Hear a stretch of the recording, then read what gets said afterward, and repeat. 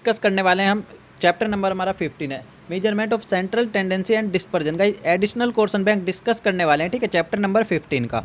तो आइए first MCQ को देखते हैं सबसे पहले। गाइस देखिए क्या कह रहा है, द नंबर ऑफ मेजर, ठीक है, मेजर्स ऑफ सेंट्रल टेंडेंसी। अब गाइस देखिए कितने नंबर ऑफ तरीके से हम जो है मेजर कर सकते हैं किसको, सेंट्रल टेंडेंसी को। गाइस देखिए हमारे कितने तरीके होते हैं गाइस, 3 होते हैं, ठीक है। तो ऑप्शन बी क्या होगा मेरा यहाँ पर करेक्ट आंसर होगा गाइस देखिए, क्योंकि गाइस देखिए number of measure of central tendency कितना होता है गाइस देखिए, हम हार्मोनिक मीन के थ्रू भी निकाल सकते हैं, अर्थमेटिक मीन के थ्रू भी कैलकुलेट कर सकते हैं और ज्योमेट्रिक मीन के थ्रू भी कैलकुलेट कर सकते हैं। तो गाइस तीनों ही हमारे क्या है कि ये अर्थमेटिक मीन में कैलकुलेट होते हैं, ठीक है। ये मेरे ही तीनों क्या है मीन के मेथड हैं, ठीक। तो ऑप्शन बी क्या होगा मेरा करेक्ट आंसर होगा।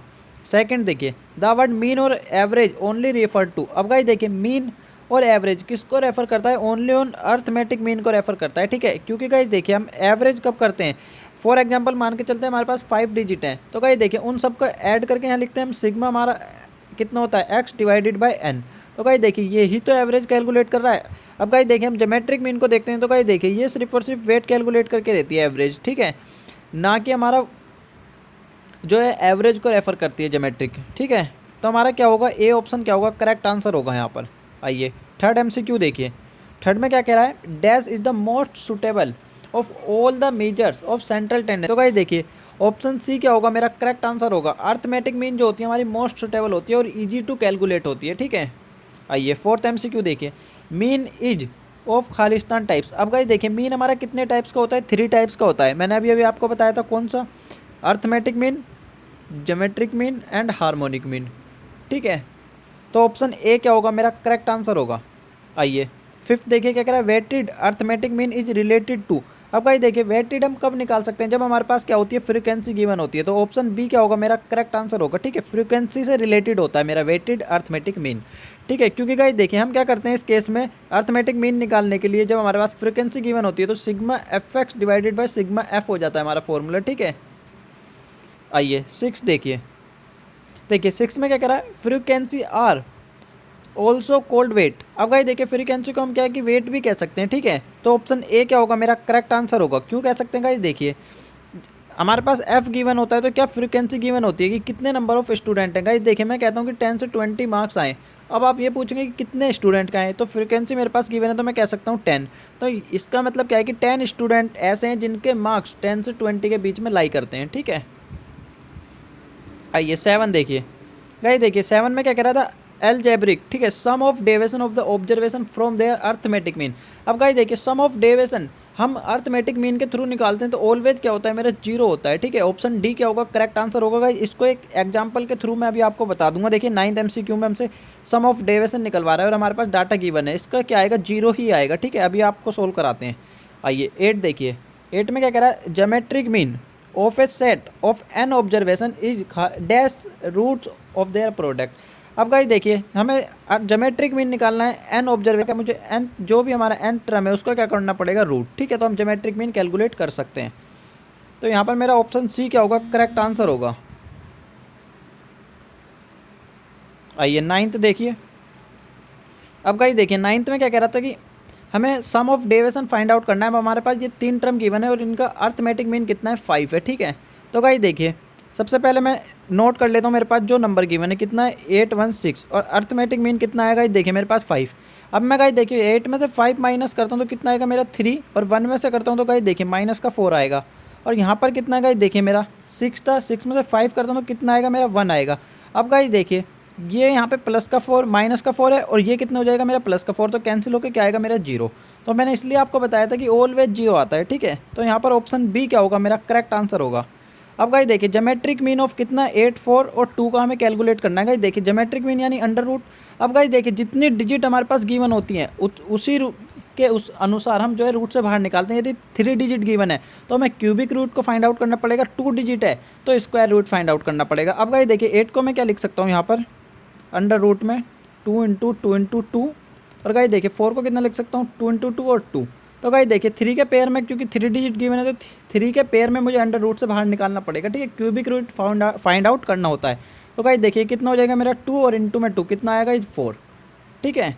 तो ऑप्शन ए क्या होगा मेरा करेक्ट आंसर होगा। सिर्फ और सिर्फ आपको ये बात ध्यान रखनी है, यदि 2 डिजिट है तो स्क्वायर रूट फाइंड आउट करना है, 3 डिजिट है तो क्यूबिक रूट फाइंड आउट करना है।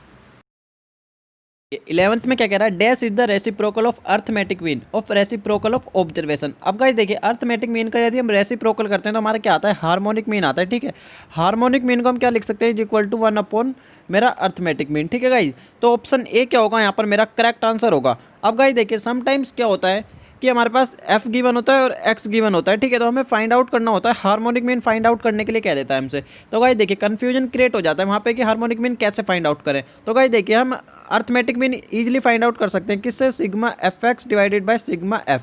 और गाइस देखिए जो हमारा इसको कैलकुलेट करने पर आता है, यदि हम उसका रेसिप्रोकल कर देते हैं, ठीक है, तो मेरा वो क्या आ जाता है, हमारा हार्मोनिक मीन फाइंड आउट हो जाता है। ठीक है, तो आप harmonic mean easily find out कर सकते हैं यदि आपने अर्थमेटिक मीन को फाइंड आउट कर लिया है तो। ठीक है, आइए 12 देखिए, 12th में क्या कह रहा है गाइस देखिए, arithmetic mean is never less than the geometric mean. तो गाइस देखिए इसके लिए एक फंक्शन नोट्स कीजिए, तीनों भी के बीच में रिलेशनशिप क्या होता है, arithmetic mean, harmonic mean and geometric mean. अब गाइस देखिए हमारा अर्थमेटिक मीन जो है बड़ा होता है किससे, ज्योमेट्रिक मीन से। ठीक है, और ज्योमेट्रिक मीन किससे ग्रेटर होता है गाइस देखिए, हार्मोनिक मीन से।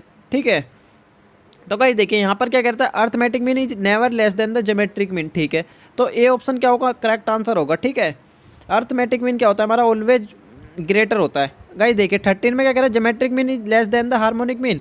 अब गाइस देखिए ज्योमेट्रिक मीन क्या है यहाँ पर, लेस देन नहीं मोर देन होता है किसका, हार्मोनिक मीन का। तो यहाँ पर ऑप्शन बी क्या होगा, मेरा करेक्ट आंसर होगा। ठीक है, 14 देखिए, the value of the middle most item when they are arrange in order to magnitude is called. अब गाइस देखिए वो क्या होता है, मेरा मीडियन होता है। ठीक है, मीडियन के केस में क्या होता है, सबसे पहले हमें डाटा को अरेंज करना होता है, या तो असेंडिंग ऑर्डर में करेंगे हम या डिसेंडिंग ऑर्डर में करेंगे। उसके बाद जो मिडल मोस्ट वैल्यू होती है मेरी, वो क्या होता है, मेरा मीडियन होता है। ठीक है, अब गाइस देखिए क्या कह रहा है, median is unaffected by the extreme value. Extreme value मेरी क्या होती है गाइस देखिए, ऑब्जर्वेशन की सबसे मिनिमम और मैक्सिमम वैल्यू को हम क्या कहते हैं, एक्सट्रीम वैल्यू कहते हैं। ठीक है, अब गाइस देखिए मीडियन हम किसके थ्रू फाइंड आउट कर रहे हैं, मिडल मोस्ट के।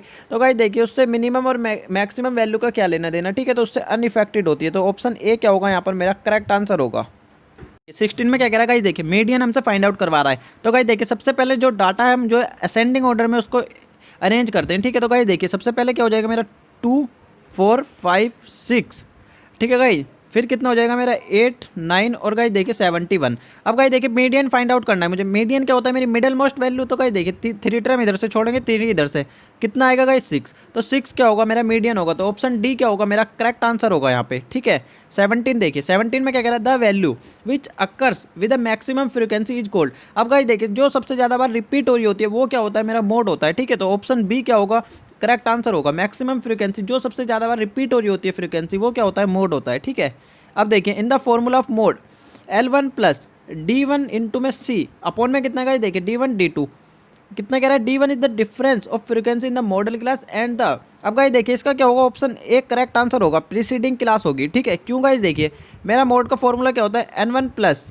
ठीक है, हम क्या लिख सकते हैं गाइस देखिए F0 minus F1 divided by 2 F1 minus F0 minus F2। अब गाइस देखिए ये मेरी क्या है, सक्सीडिंग वैल्यू होती है। ठीक है, और ये मेरी क्या है गाइस देखिए, प्रीसीडिंग वैल्यू होती है। ठीक है, क्योंकि गाइस देखिए मेरे पास अब D1 तो गिवन है, लेकिन वो कह रहा है कि उससे पहले का बताइए जो डिफरेंस होगा। तो ये क्या होगी गाइस देखिए, मेरी प्रीसीडिंग वैल्यू होगी। ठीक है, आइए 19 देखिए, 19 में क्या कह रहा है, इन द फॉर्मूला गाइस देखिए सेम फॉर्मूला मेरे पास गिवन है, D2 is the difference of frequency in the model class and the. Guys देखिए अब सक्सीडिंग क्लास होगा, क्योंकि गाइस देखिए D2 और D2 ने क्या दे रखा है हमारे पास यहाँ पर, D1 प्लस D2।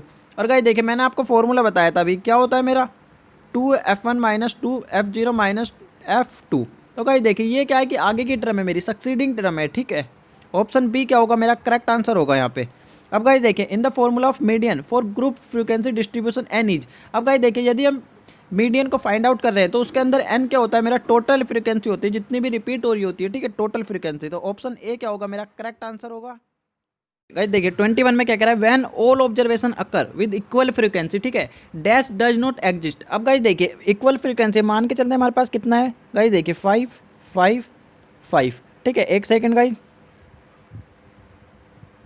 देखिए मान के चलते हैं हमारे पास कितना है, 5 5 5 और 5। ठीक है, ऑल वैल्यू मेरे पास गाइस देखिए कितनी है, 5 है। कह रहा है when all observation occurs with equal frequency. ठीक है, डैश डज नॉट एग्जिस्ट। अब गाइस देखिए इक्वल फ्रीक्वेंसी में क्या है कि मेरा मोड एग्जिस्ट नहीं करेगा। ठीक है, ऑप्शन बी क्या होगा, करेक्ट आंसर होगा। ठीक है, एग्जांपल के थ्रू देखते हैं। गाइस देखिए मैं मान के चलता हूँ मेरे पास सारी फ्रीक्वेंसी जो है 5 की है। ठीक है, अब गाइस देखिए यहाँ पर 5 है, मुझे मोड फाइंड आउट करना है सबसे पहले, ठीक है। तो हम गाइस देखिए मोड को फाइंड आउट नहीं कर सकते इसमें, क्यों गाइस देखिए मैं मोड क्या होती है, जो सबसे ज़्यादा बार रिपीट हो रही होती है मेरी डिजिट।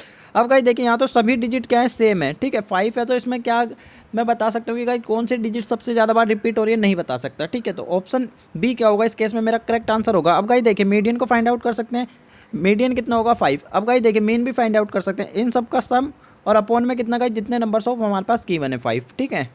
तो ऑप्शन बी क्या होगा मेरा करेक्ट आंसर होगा। आइए 22 देखिए मोड ऑफ द ऑब्जर्वेशन। अब गाइस देखिए इसमें मेरा मोड कितना होगा, जो सबसे ज़्यादा बार रिपीट हो रही है डिजिट। अब गाइस देखिए कितनी हो रही है 4, 2 4 ये रहे, 2 4 ये रहे, 1 4 ये रहा, कितने हो गए गाइस देखिए मेरा 4 सबसे ज़्यादा बार रिपीट हो रहा है यहाँ पे। तो ऑप्शन डी क्या होगा करेक्ट आंसर होगा, ठीक है। 23 देखिए फॉर द ऑब्जर्वेशन। अब गाइस देखिए इसमें भी कह रहा है देयर आर डैश मोड्स, ठीक है। तो गाइस देखिए कितना है मेरा यहाँ पर, कितनी डिजिट जो है रिपीट हो रही है 3 3, ठीक है। 2 टाइम्स रिपीट हो रही है, तो गाइस कितना होगा मेरा मोड 3 होगा। ऑप्शन बी क्या होगा यहाँ पर करेक्ट आंसर होगा, ठीक है। 24 देखिए कह रहा है dash of a set of observation is defined to be their sum divided by the number of observation. अब गाइस देखिए अर्थमेटिक मीन, ठीक है। ऑप्शन सी क्या होगा मेरा करेक्ट आंसर होगा गाइस। क्यों, अर्थमेटिक मीन में क्या होता है, हम जो हमारे पास फ्रीक्वेंसी गिवन होती है उसका सम डिवाइडेड बाय कितना गाइस, जितने हमारे पास नंबर ऑफ टर्म गिवन है, sigma x divided by n हमारा फॉर्मूला होता है, ठीक है।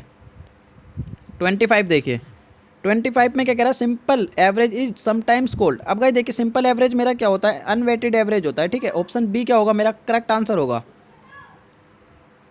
26 देखिए when a frequency distribution is given the frequency themself treat is as weight. अब गाइस देखिए मैंने आपको क्या बताया था, फ्रीक्वेंसी को कभी कभी क्या ट्रीट किया जाता है, एज ए वेट भी ट्रीट किया जाता है, ठीक है। अभी हमने एमसीक्यू जो डिस्कस किया था पीछे उसमें मैंने आपको क्लियर किया था, ठीक है। ऑप्शन ए क्या होगा करेक्ट आंसर होगा। 27 देखिए each value is considered only once. अब गाइस देखिए हर वैल्यू को एक ही बार कंसिडर्ड किया जाता है, किस मेथड में किया जाता है गाइस देखिए सिंपल एवरेज मेथड में, ठीक है। ऑप्शन ए क्या होगा करेक्ट आंसर होगा।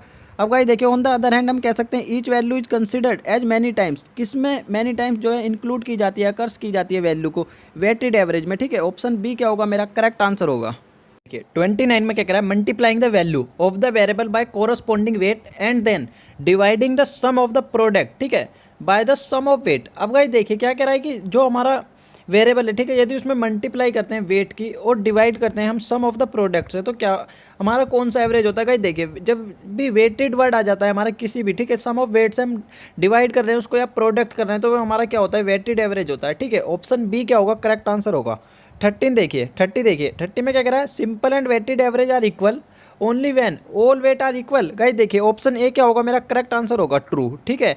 जब गाइस सिंपल और वेटेड एवरेज आर इक्वल होंगे कब, जब हमारा वेट आर इक्वल होगा, ठीक है। एक एग्जांपल के थ्रू देखते हैं। गाइस देखिए वेट को मैं क्या कह सकता हूँ, फ्रीक्वेंसी कह सकता हूँ, मैंने आपको पहले ही बताया था, ठीक है। अब देखिए मैं सबको इक्वल ले लेता हूँ, फॉर एग्जांपल 2 2 2, ठीक है। ये हमारे क्या है कि फ्रीक्वेंसी यानी वेट हमारे पास गिवन है कितना इक्वल है। अब गाइस देखिए ये कितना है 1 2 3 4, ठीक। अब गाइस देखिए मैं यदि वेटेड एवरेज के थ्रू निकालता हूँ तब भी मेरा एवरेज सेम आएगा और सिंपल के थ्रू निकालूंगा तब भी मेरा एवरेज सेम आएगा, ठीक है। देखिए 2 एकम 2 2 4 3 दूनी 6 और देखिए गाइस कितना हो जाएगा ये 4 दूनी 8, ठीक है। अब देखिए गाइस मेरा फॉर्मूला क्या होता है एवरेज निकालने का, sigma F x divided by sigma F, ठीक है। अब गाइस देखिए सिग्मा एफ एक्स कितना आ रहा है मेरा 8 से 14 14 और 4 18 और 2 20, ठीक है गाइस। और देखिए सिग्मा एफ कितना है मेरा यहाँ पर 2 तो 4 तो 6 2 8, ठीक है। तो गाइस देखिए मेरा कितना आ रहा है 10/4 आ गया, ठीक है। अब गाइस देखिए यदि मैं सिंपल करता हूँ ओनली, ठीक है, इसके थ्रू करता हूँ सिंपल एवरेज निकालता हूँ तब भी मेरा सेम आएगा। देखिए कितना होता है इसमें सिग्मा एक्स हो जाता है मेरा और डिवाइडेड बाय एन जितने नंबर्स ऑफ टर्म है। अब गाइस देखिए सिग्मा एक्स कितना आया मेरा 10 और नंबर ऑफ टर्म कितने 4, ठीक है। तो गाइस देखिए दोनों तरीके से मेरा सेम आ रहा है वेटेड एवरेज, ठीक है। और सिंपल एवरेज क्या होगा इक्वल होते हैं कब, जब हमारी वेट जो होता है यानी फ्रीक्वेंसी इक्वल होती है, ठीक है। आई होप कि आपको क्लियर हुआ होगा। अब देखिएगा गाइस क्या कह रहा है 31 में देखिए the word average use in simple average and weighted average generally refers to. अब गाइस देखिए जर्नली रेफर टू किसको करता है, अर्थमेटिक मीन, ज्योमेट्रिक या हार्मोनिक मीन को, ठीक है। ऑप्शन सी क्या होगा करेक्ट आंसर होगा। अब गाइस देखिए हम क्या कह सकते हैं, यदि हमसे कोई कहता है कि एवरेज फाइंड कीजिए, या तो हम अर्थमेटिक मीन फाइंड आउट करते हैं, ज्योमेट्रिक मीन या हार्मोनिक मीन। हमने कभी ये नहीं सुना होगा कि एवरेज मीन, ये बताइए एवरेज मोड क्या है, ठीक है। एवरेज हमेशा वर्ड किसके लिए यूज किया जाता है, अर्थमेटिक मीन, हार्मोनिक मीन और ज्योमेट्रिक मीन के लिए, ठीक है। 32 देखिए 32 में क्या कह रहा है dash average is obtain on dividing the total set of observation bye there ठीक है। अब गाइस देखिए टोटल ऑफ ऑब्जर्वेशन को डिवाइड किया जाता है, किस केस में किया जाएगा, सिंपल एवरेज की। ठीक है, तो ऑप्शन ए क्या होगा मेरा करेक्ट आंसर होगा। ठीक है, और एक बार बुक में भी चेक कर लेते हैं। हाँ ठीक है गाइस, सिंपल एवरेज ही होगा मेरा। ठीक, ऑप्शन ए क्या होगा करेक्ट आंसर होगा। 33 देखिए, frequency are generally use as. Guys देखिए सबसे स्टार्टिंग में ही बताया था, फ्रीक्वेंसी को जनरली हम किस लिए यूज करते हैं, वेटेड के लिए। ठीक, वेट्स की प्लेस पर हम यूज करते हैं फ्रीक्वेंसी को। तो ऑप्शन बी क्या होगा करेक्ट आंसर होगा। ठीक, 34 देखिए क्या कह रहा है, the total set of observation is equal to the product of their of observation. अब गाइस देखिए set of observation is equal to किस में होती है, प्रोडक्ट ऑफ ऑब्जर्वेशन कब होगी, जब मेरा अर्थमेटिक मीन के केस में होती है। ठीक है, total set of observation is equal to होती है प्रोडक्ट ऑफ देयर नंबर। ठीक है, यदि उसके नंबर का प्रोडक्ट करते हैं जब भी वही वैल्यू आती है, और सेट ऑफ ऑल ऑब्जर्वेशन करते हैं जब भी मेरा वही वैल्यू आएगी। ठीक है, 35 देखिए, 35 में क्या कह रहा है, the total of the deviation of set of observation from their arithmetic mean is always. Guys देखिए अभी मैंने आपको स्टार्टिंग में भी बताया था, देखिए मैं आपको दिखा देता हूँ यहाँ पर, कहाँ गया ये, हमने 9 MCQ को डिस्कस करा था। ठीक है, आपको क्लियर किया था हमेशा क्या होता है, डेविएशन जब भी निकालते हैं हम अर्थमेटिक मीन से, वो क्या होता है, ऑलवेज जीरो होता है। ठीक है, आइए देखिए अब, तो गाइस देखिए 35 का क्या होगा, ए ऑप्शन मेरा करेक्ट आंसर होगा। ठीक है, ऑलवेज जीरो होता है यदि हम डेविएशन निकाल लें अर्थमेटिक मीन से। तो अब गाइस देखिए डेविएशन में भी पॉजिटिव, नेगेटिव और जीरो। ठीक है, डेविएशन क्या होता है गाइस, ऑलवेज मेरा 36। गाइस देखिए डेविएशन क्या है मेरा, ऑलवेज पॉजिटिव भी हो सकता है, नेगेटिव भी और जीरो, कुछ भी हो सकता है तीनों केसेस में से। ठीक है, तो ऑप्शन ए क्या होगा मेरा करेक्ट आंसर होगा। बट गाइस हम यदि अर्थमेटिक मीन के थ्रू निकालते तो ऑलवेज जीरो होगा, लेकिन ये नहीं है कि डेविएशन ऑलवेज जीरो होगा, मीडियन के थ्रू पॉजिटिव भी आ सकता है, नेगेटिव भी आ सकता है, ऐसे ही मोड के थ्रू भी। ठीक है, यदि हम डेविएशन फाइंड आउट कर रहे हैं तो पॉजिटिव भी हो सकता है और नेगेटिव भी हो सकता है। ठीक है, 37 देखिए, 37 में क्या कह रहा है, the sum of the square of deviation of a set of observation has the smallest value when the deviation are taken from their. अब गाइस देखिए मिनिमम वैल्यू कहाँ पे होती है मेरी, स्मॉलेस्ट वैल्यू। ठीक है, अर्थमेटिक मीन के केस में होती है। यदि हम अर्थमेटिक मीन के थ्रू स्क्वायर डेविएशन निकाल लें, ठीक है, स्क्वायर डेविएशन, तो वो क्या होगा, मिनिमम होगा। ओनली डेविएशन होता है वो जीरो होता है, अर्थमेटिक मीन के थ्रू हम कैलकुलेट करते हैं, और स्क्वायर डेविएशन जो होता है वो मेरा मिनिमम होता है। ठीक है, 38 देखिए, for a given set of positive observation क्या कह रहा है, arithmetic mean is less than the geometric mean. Guys देखिए मैंने आपको बताया था केस इसमें क्या बताया था। गाइस देखिए इसका फंक्शन मैंने आपको नोट कराया था कि अर्थमेटिक मीन क्या होती है मेरी, स्मॉलर होती है, ज़्यादा होती है, किससे, ग्रेटर देन होती है ज्योमेट्रिक मीन से, और ज्योमेट्रिक मीन ग्रेटर देन किससे होता है गाइस देखिए, हार्मोनिक मीन से। ठीक है, अब गाइस देखिए यहाँ पर क्या कह रहा है, for a given set of observation arithmetic mean is less than geometric mean. अब गाइस देखिए अर्थमेटिक मीन क्या होती है, लेस देन, ठीक है, ज्योमेट्रिक मीन से। तो ऑप्शन ए क्या होगा यहाँ पर करेक्ट आंसर होगा मेरा 38 का। ठीक है गाइस देखिए 39 देखिए, for a given set of observation arithmetic mean is greater than geometric mean. देखिए गाइस यहाँ पर क्या है कि अर्थमेटिक मीन मेरी ग्रेटर है, ठीक है, किससे, ज्योमेट्रिक मीन से। तो ऑप्शन ए क्या होगा इसमें भी मेरा करेक्ट आंसर होगा। ठीक है, 40 देखिए, calculation of geometric mean is more difficult than. अब गाइस देखिए ज्योमेट्रिक मीन मोर डिफिकल्ट है कैलकुलेट करना, लेकिन किसके कंपेयर में, अर्थमेटिक मीन के। गाइस देखिए अर्थमेटिक मीन हम इजीली कैलकुलेट कर सकते हैं। क्यों गाइस देखिए हमारा सिंपल सा फॉर्मूला क्या होता है, sigma x divided by n, individual series है। लेकिन गाइस ज्योमेट्रिक मीन में क्या है कि हमें रूट फाइंड आउट करना होता है। ठीक है, तो हम इजीली कैलकुलेट कर सकते हैं अर्थमेटिक मीन को, ज्योमेट्रिक मीन हमारा मोर डिफिकल्ट होता है। अब गाइस देखिए क्या कह रहा है, डैश है जो लिमिटेड यूज। अब गाइस देखिए अर्थमेटिक मीन का क्या होता है, लिमिटेड यूज होता है। ठीक है, ऑप्शन सी क्या होगा मेरा करेक्ट आंसर होगा। क्यों गाइस देखिए अर्थमेटिक मीन को हम यूज करते हैं किस लिए, या तो हमें किसी चीज़ की डिस्टेंस को फाइंड आउट करना हो या वेलोसिटी को फाइंड आउट करना हो। ठीक है, उस केस में क्या होता है, अर्थमेटिक मीन का यूज होता है, और कहीं पे हम अर्थमेटिक मीन का यूज नहीं करते। तो इसलिए क्या आएगा, लिमिटेड यूज है। ठीक है, अब गाइस देखिए 42 में क्या कह रहा है, इसका अर्थमेटिक मीन बताइए। अर्थमेटिक मीन का मैंने आपको फॉर्मूला क्या बताया, simply sigma x divided by n. यहाँ पर सिग्मा एक्स कितना हो जाएगा गाइस देखिए, 8 से 14 1 15 और डिवाइडेड बाय 3, नंबर ऑफ कितने मेरे पास 3, तो कितना आ गया 5। ठीक, ऑप्शन ए क्या होगा मेरा करेक्ट आंसर होगा।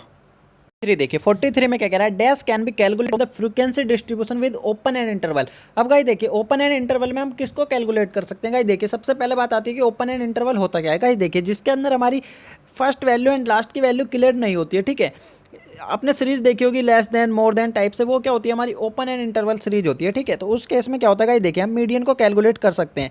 तो ऑप्शन ए क्या होगा मेरा करेक्ट आंसर होगा। क्यों गाइस देखिए मीडियन क्या होता है, मेरी मिडल मोस्ट वैल्यू होती है। ठीक है, तो उस केस में हम मीडियन इजीली फाइंड आउट कर सकते हैं। बट गाइस देखिए मीन को लेते हैं तो हम कंप्लीट डाटा की रिक्वायरमेंट होती है, और मोड के केस में भी हमारे पास कंप्लीट डाटा की रिक्वायरमेंट होती है। ठीक है, तो हम ओनली एंड ओनली क्या है कि मीन को कैलकुलेट कर सकते हैं ओपन एंड सीरीज में। ठीक, 44 देखिए, 44 में क्या कह रहा था, value of all item are taken into consideration in the calculation of. अब गाइस देखिए मीन क्या होगा, मेरा करेक्ट आंसर होगा यहाँ पर, क्योंकि गाइस देखिए हम मीडियन को कैलकुलेट किससे करते हैं, मिडल मोस्ट वैल्यू के थ्रू। और गाइस देखिए मोड को किसके थ्रू कैलकुलेट करते हैं हम, जो कि हमारी रिपीट हो रही होती है digit, again and again repeat हो रही होती है, उसके थ्रू हम मोड कैलकुलेट करते हैं। ठीक है, तो ऑप्शन बी क्या होगा, मेरा करेक्ट आंसर होगा। आइए 45 देखिए, 45 में क्या कह रहा है, the value of extreme item do not influence the average in case of median. ठीक है गाइज, मीडियन के केस में क्या होता है कि एक्सट्रीम वैल्यू जो है इफेक्ट नहीं करती है कैलकुलेशन को। एक्सट्रीम वैल्यू क्या होती है गाइज, देखिए मेरी मिनिमम और मैक्सिमम वैल्यू जो होती है हम उसको एक्सट्रीम वैल्यू कहते हैं, और मीडियन को इफेक्ट क्यों नहीं करती गाइज, देखिए मीडियन को क्या है कि मिनिमम और मैक्सिमम से कोई लेना देना होता ही नहीं है, मिडल मोस्ट वैल्यू के थ्रू हम जो है कैलकुलेट करते हैं मीडियन को। ठीक है, ऑप्शन ए क्या होगा, मेरा करेक्ट आंसर होगा। 46 देखिए, 46 में क्या कह रहा है, इन द डिस्ट्रीब्यूशन, ठीक है, with a single peak and the moderate skewness to the right, it is the closer to the construction. ठीक है, क्या कह रहा है, consideration of the distribution in case of. अब गाइस देखिए इसमें क्या होगा, मेरा ऑप्शन बी क्या होगा, करेक्ट आंसर होगा। ठीक है, मीडियन के केस में क्या होता है कि गाइस देखिए हमारा सिंगल पीक इस तरीके से जाता है, तो गाइस देखिए जो यहाँ पर होता है ये हमारा क्या होता है, मीडियन होता है। ठीक है, आइए 47 देखिए, 47 में क्या कह रहा है, इफ़ द वेरिएबल, ठीक है, X and Z are so related that Z is equal to कितना है, A X plus B for each X is equal to कितना है, x1 where A is equal to B are the constant. ठीक है, A and B are क्या है, हमारे constant है दज। अब गाइस देखिए यदि मुझे जेड का मीन फाइंड आउट करना है तो मैं क्या करूँगा, ए और मेरे पास जो एक्स का मीन है उसको कैलकुलेट कर देंगे प्लस बी। ठीक है, क्योंकि गाइस देखिए मेरा मीन हो, मीडियन हो या मोड हो, उसमें स्केल एंड ओरिजिन बहुत से इफेक्ट पड़ता है। ठीक है, तो ये क्या होगा, ऑप्शन ए मेरा करेक्ट आंसर होगा। 48 देखिए, 48 में क्या कह रहा है, geometric mean is defined only when. अब गाइस देखिए फर्स्ट ऑप्शन क्या है, all observation have a same sign and none is भी जीरो। तो ऑप्शन ए क्या होगा, मेरा करेक्ट आंसर होगा। गाइस देखिए यदि मेरे एक भी डिजिट जीरो हो जाती है अंडर रूट में, तो वो क्या होगा, कंप्लीट को जीरो बना देगी। ठीक है, और हम ज्योमेट्रिक मीन डिफाइन नहीं कर पाएंगे। ठीक, आइए 49 देखिए, 49 में क्या कह रहा है गाइस देखिए, 48 में मैं आपको पहले एक चीज़ और बता देता हूँ, ऑप्शन बी देखिए, यहाँ पर क्या है, all observation have different sign and none is zero. अब गाइस देखिए यदि डिफरेंट साइन है तो मेरा क्या होगा, एक माइनस में आ जाएगा। ठीक है, और गाइस मैं आपको बता दूं अंडर रूट में यदि माइनस आ जाता है तो हम उसको डिफाइन नहीं कर सकते। ठीक है, इसलिए ऑप्शन ए क्या होगा, मेरा यहाँ पर करेक्ट आंसर होगा। 49 देखिए, 49 में क्या कह रहा है, dash is a useful average ratio and percentage. तो ऑप्शन बी क्या होगा गाइस, करेक्ट आंसर होगा। ज्योमेट्रिक मीन के केस में हम क्या है कि रेशियो भी फाइंड आउट कर सकते हैं, रेट्स भी फाइंड आउट कर सकते हैं और परसेंटेज भी। ठीक, अब गाइस देखिए geometric mean is useful is construction for index number. तो गाइस देखिए ऑप्शन ए क्या होगा, मेरा ट्रू आंसर होगा। ठीक है, इंडेक्स नंबर में हम ज्योमेट्रिक मीन का यूज करते हैं। गाइस देखिए आपने देखा होगा फीचर में हमें मेथड को कैलकुलेट करने के लिए क्या करना पड़ता है, under root L into P होता है हमारा, लास्ट से प्लस पास्ट से मेथड को हम इंटू में कर देते हैं। ठीक है, और गाइस देखिए इसको हम कंप्लीट डिस्कस कब करेंगे, जब हम इंडेक्स चैप्टर को डिस्कस करेंगे। ठीक है, तो ऑप्शन ए क्या होगा यहाँ पर, मेरा करेक्ट आंसर होगा। ज्योमेट्रिक मीन का यूज किया जाता है इंडेक्स नंबर को ठीक है कैलकुलेट करने के लिए। 51 देखिए क्या कह रहा है, more laborious numerical calculation involve in geometric mean than the harmonic arithmetic mean.